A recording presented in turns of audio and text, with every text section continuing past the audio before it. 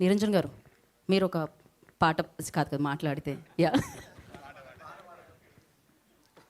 ఎప్పుడు తీసుకోవడమేనా ఆదిత్య మ్యూజిక్? నిరంజన్ గారు, మీరు పాడాలి కదా, తీసుకోవడమేనా? గుడ్ ఈవినింగ్ అండి. ఏదో ఒకసారి బీమ్స్ గారు ఒక ట్యూన్ ఇస్తారు, దానికి ఒక ఒక మ్యూజిక్ డైరెక్టరే గుర్తించారట మీలోని సింగర్ని, ఇంకేమిటి? నిజంగా నాకు పాట రాదు, ఏమనుకోద్దు ఎవరు, వాళ్ళు ఏదో అంటున్నారు. అందరికీ నమస్కారం.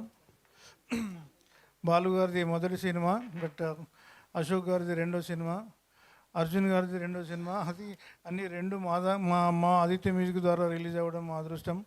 తర్వాత ఎన్నో రకాలుగా ఫంక్షన్స్ చూస్తున్నాం, ఎంతోమందిని చూస్తున్నాం. ఈరోజు మన దేవదత్ గారిని కలవడం చాలా సంతోషంగా ఉంది. ఆయన ఎన్నో రకాల మాటలు చెప్పారు. Thank you very much, all the best. And Bheems గారిది ఇప్పుడు హవా నడుస్తుంది.